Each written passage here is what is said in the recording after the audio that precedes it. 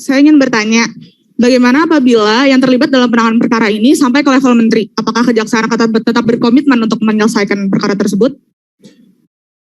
Mbak, bagi kami, siapapun, menteri pun, kalau cukup bukti, ada fakta, kami akan lakukan itu.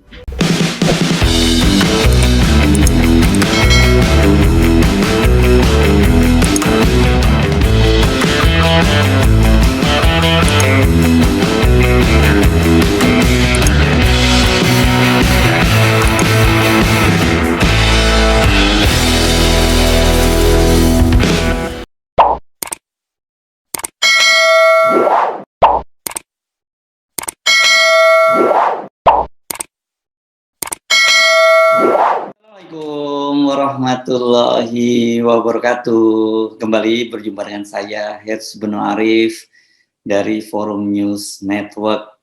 Pemberantasan mafia minyak goreng memasuki babak menarik nih, ngeri-ngeri sedap setelah Kejaksaan Agung menetapkan 4 orang tersangka. Mereka adalah Dirjen Perdagangan Luar Negeri Kementerian Perdagangan Indrasari Wisnuwardana dan 3 orang lainnya dari korporasi besar yang selama ini menguasai pangsa terbesar dari crude palm oil atau minyak sawit ini. Mereka ini adalah raja-raja minyak sawit. Dengan penetapan sebagai tersangka dan diikuti penahanan terhadap seorang dirjen, ini sebuah jabatan yang hanya 1 level di bawah menteri, muncul pertanyaan yang sangat menarik. Pertama, mungkinkah sang dirjen bermain sendiri tanpa diketahui Menteri Perdagangan atau pejabat yang lebih tinggi? Mengingat kasus ini sudah menimbulkan kehebohan berupa kelangkaan minyak goreng di seluruh Indonesia, harganya juga melambung setelah dicabut kebijakan harga eceran tertinggi itu sampai berbulan-bulan. Itu harus dicatat, ini bukan hanya menjadi fokus pemberitaan media di dalam negeri saja, namun juga media internasional menyoroti. Sebab menjadi pertanyaan mereka juga, bagaimana mungkin ya Indonesia sebagai negara pengekspor atau penghasil sawit terbesar di dunia dan kemudian terjadi kelangkaan dan harga sangat mahal. Kalau kemudian dikait-kaitkan dengan geopolitik global, misalnya seperti katakanlah gandum gitu, yang dimana Ukraina sebagai produsennya, ya wajar harganya naik dan atau langka. Tapi ini Indonesia itu sebagai produsen terbesar di dunia. Jadi apa urusannya dengan geopolitik global? Yang terjadi kan Indonesia harusnya malah dapat untung ya. Kenapa? Karena ada kewajiban untuk di dalam negeri ini yang disebut sebagai domestic market obligation atau kewajiban untuk menjual di luar negeri. Jadi sebenarnya sudah dengan keuntungan yang sangat besar, sebagian besar malahan kan sekitar 80% yang dijual ke luar negeri itu para pengusaha udah pesta pora. Tapi ternyata kemudian mereka kemaruk dan melanggar domestic market obligation ini yang terjadi. Kemudian kita tahu terjadi kelangkaan barang itu sampai setengah tahun lebih. Apa iya sih seorang dirjen begitu saktinya gitu, sangat berkuasa, bisa leluasa dengan tenang bermain-main sampai berbulan-bulan itu tanpa gangguan? Pertanyaan kedua, saya kira ini tak kalah menariknya. Apakah Kejaksaan Agung itu hanya akan berhenti menjadikan tersangka dan menahan para pelaku dari korporasi? Ini kan mereka ini hanya level komisaris dan level eksekutif gitu. Dan kemudian membiarkan korporasi yang menikmati keuntungan besar sampai triliunan rupiah dari penyelewengan kuota ekspor. Pertanyaan-pertanyaan itu saat ini menjadi fokus perhatian publik. Di media sosial saat ini berkembang berbagai spekulasi. Ini dengan munculnya foto, ya ini salah satu tersangka mafia minyak goreng, ini Master Parulian Tumanggor. Ini dia berasal dari Wilmar, PT Wilmar. Fotonya itu foto Parulian Tumanggor ini ada dengan Menko Marinvest Luhut Panjaitan dan Kepala Staf Presiden Muldoko. Saya kira sebagian Anda pasti sudah mendapatkannya atau melihatnya di media sosial maupun di media-media konvensional. Sebab foto-foto itu tidak hanya berhenti di media sosial, tapi juga menjadi pemberitaan di beberapa media online. Pertanyaan-pertanyaan ini juga muncul dari media dalam sesi tanya jawab ketika Jaksa Agung menggelar jumpa pers Selasa sore lalu. Mbak, kalau tadi bicara tentang kenapa cuma ini aja, kalau semua pun Mbak, kami tidak akan membedakan. Kalau cukup bukti, ada informasi dan ada fakta, kami akan lakukan. Ya. Izin Pak. Oke. Izin Pak, saya ingin bertanya. Bagaimana apabila yang terlibat dalam penanganan perkara ini sampai ke level menteri? Apakah kejaksaan akan tetap berkomitmen untuk menyelesaikan perkara tersebut? Mbak, bagi kami, siapapun, menteri pun, kalau cukup bukti, ada fakta, kami akan lakukan itu.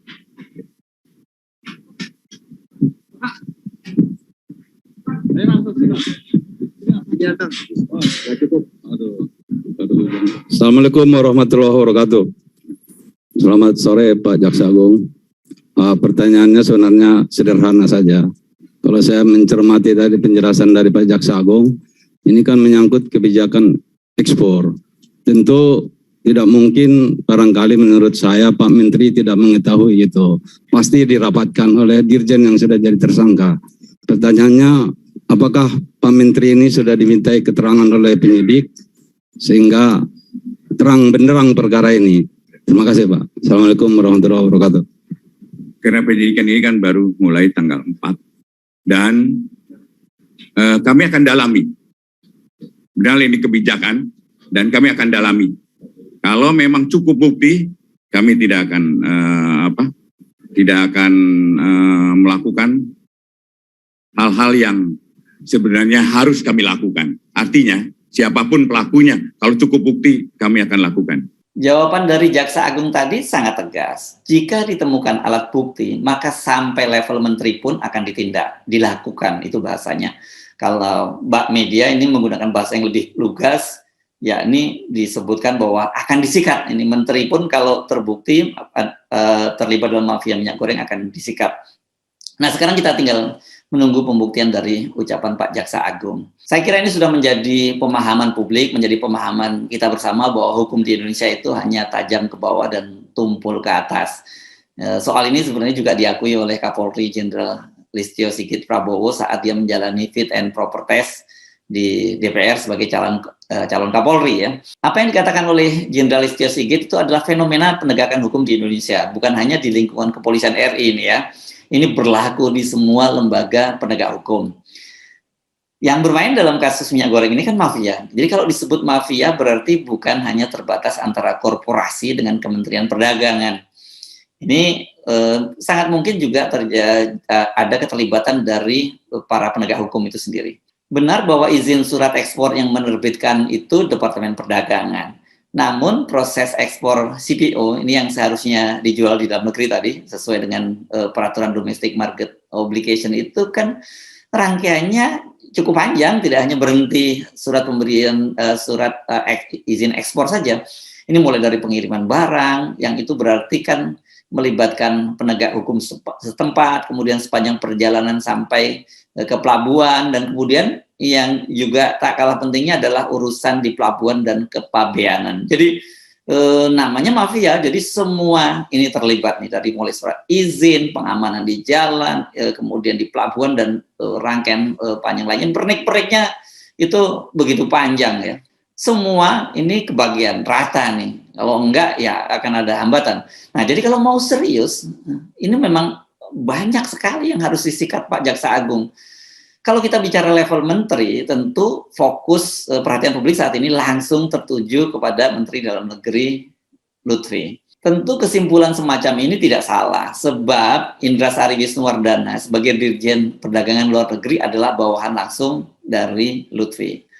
Apa iya Lutfi tidak tahu menahu permainan Indrasari? Ini pertanyaan publik ya.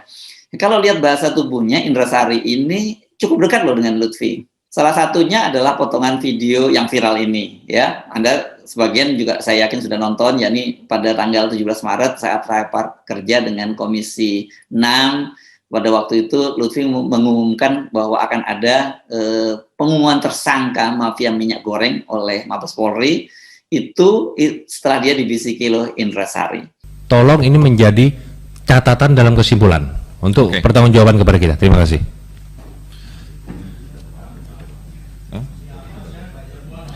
Jadi Pak Ketua, saya baru dikasih tahu oleh Pak Dirjen Perdagangan Luar Negeri, hari Senin sudah ada calon TSK-nya.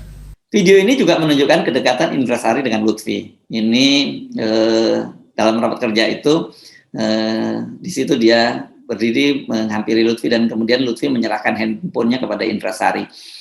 Tapi apakah itu fakta bahwa Lutfi terlibat? Saya kira jangan terlalu cepat dulu mengambil kesimpulan terlebih dahulu, biar Jaksa Agung yang bekerja dan membuktikan ucapannya. Apalagi kan Pak Jaksa Agung mengaku akan bertindak cepat. Kita tunggu siapa menteri yang akan disikat oleh Jaksa Agung, atau yang lebih tinggi lagi deh dari menteri itu. Walaupun ini penegakan hukum, tapi karena melibatkan level petinggi negara, dapat dipastikan ini terjadi tarik-menarik kepentingan politik yang sangat tinggi. Tinggal kuat-kuatan ini. Kalau Pak Jaksa Agung misalnya di backup penuh oleh Presiden yang berkomitmen untuk melakukan pemberantasan mafia, ini dipastikan semuanya akan berjalan lancar. Jadi akan ada mungkin 1 atau 2 menteri yang terlibat yang bisa langsung disikat oleh Pak Jaksa Agung ya. Nah, tetapi kita tentu juga masih ingat dalam rapat kerja dengan DPR kan Menteri Perdagangan Lutfi waktu itu mengaku tak berdaya melawan mafia minyak goreng. Kalau seorang menteri mengaku tidak bisa melawan mafia, pasti ada kekuatan yang lebih besar dong dari Pak Menteri. Silahkan Anda menduga-duga sendiri siapa mereka. Dalam keterangannya kepada media, tak lama setelah jumpa pers dari Jaksa Agung itu, Lutfi menyatakan siap mendukung proses hukum yang dilakukan oleh Kejaksaan Agung. Menanggapi pernyataan Kejaksaan Agung terkait dugaan gratifikasi atau suap pemberian izin persetujuan ekspor minyak goreng yang melibatkan Direktur Jenderal Perdagangan Luar Negeri Kementerian Perdagangan, kami menyatakan dengan tegas Kementerian Perdagangan tetap dan terus mendukung proses hukum yang tengah berjalan saat ini. Kementerian Perdagangan juga siap memberikan informasi yang diperlukan dalam proses penegakan hukum. Tindakan korupsi dan penyalahgunaan wewenang menimbulkan kerugian negara dan berdampak terhadap perekonomian nasional serta merugikan masyarakat. Kami juga telah menginstruksikan jajaran Kemendak untuk membantu proses penegakan hukum yang tengah berlangsung. Kami menghormati proses hukum ini dan berharap proses hukum dapat berjalan dengan baik. Bagaimana dengan korporasi besar? Mungkinkah mereka bisa dijerat? Soal ini kan tadi jawab juga dengan tegas oleh Jaksa Agung. Sangat mungkin. Pertanyaan pertamanya terkait dengan kerugian negara. Kalau kita lihat kan ini dampaknya seluruh Indonesia, Pak. Otomatis sangat besar gitu loh, Pak, untuk kerugian negara. Iya. Ada tidak arah dari Kejaksaan Agung, dari tim penyidik itu untuk meminta pertanggungjawaban terhadap korporasi, Pak, untuk mengantisipasi jika para terdakwa nantinya tidak bisa mengembalikan kerugian negara. Kan ini sudah pernah dilakukan ketika kasus Indosat gitu, Pak. Ya, terima kasih, Pak. Baik, yang pertama kita akan mengarahkannya adalah ke perekonomian negara. Jadi, terus kemudian untuk korporasi sangat mungkin itu, sangat mungkin untuk korporasi. Dan kami sudah perintahkan pada Jampisus, pada Dirdik untuk lakukan itu. Menjerat korporasi ini juga jangan dianggap main-main ya. Ini juga di Indonesia ini korporasi ini nggak kalah kuatnya. Kalau di zaman Orde Baru itu kan ada disebut-sebut bahwa pengusaha itu diatur oleh penguasa. Tapi kalau sekarang di masa reformasi, terutama khususnya pada masa Pak Jokowi ini sudah muncul semacam anggapan bahwa para penguasa itu justru dikontrol oleh para pengusaha. Bahkan di antara para pengusaha sendiri itu sekarang banyak yang jadi penguasa. Ini yang oleh senior ekonom Rizal Ramli sebut sebagai peng-peng. Kalau melihat yang sudah ditetapkan sebagai tersangka itu kan semuanya berasal dari pemain sawit besar. Ini jadi cukup serius ya. Mereka adalah komisaris dan eksekutif dari PT Wilmar Group, PT Musim Mas Group, dan Permata Hijau Group. Ketiga perusahaan ini adalah penerima terbesar dana triliunan rupiah dari program proyek biodiesel yang dikelola oleh Badan Pengelola Dana Perkebunan Kelapa Sawit atau yang disebut BPD PKS. Dalam dunia politik Indonesia yang dikenal dengan biaya politik yang sangat mahal, biaya politik sangat tinggi, perusahaan-perusahaan besar itu biasanya terlibat dalam pembiayaan kampanye. Ini mulai dari level kepala daerah sampai pilpres. Jadi lobby-lobby politik dan kekuasaan mereka itu mencengkeram ya, mulai dari level bawah pemerintahan di daerah itu sampai di tingkat pusat. Kalau benar Jaksa Agung juga akan masuk ke wilayah ini, itu tentu saja merupakan kerja hukum dan politik ya. Ini harus dikombin antara hukum dan politik yang sangat besar dan berat. Nggak bisa kalau mainnya itu hanya modal hukum saja. Mari kita tunggu saja, benarkah Jaksa Agung serius dan bergerak sampai jauh memberantas mafia minyak goreng?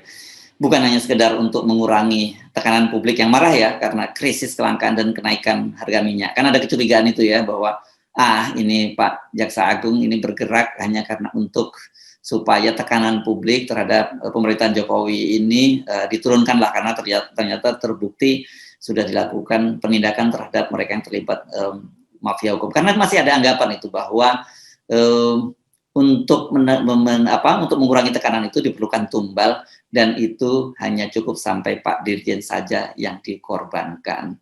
Saya Herzl Beno Arif dari Forum News Network. Sampai jumpa lagi. Tetap semangat. Wassalamualaikum warahmatullahi wabarakatuh.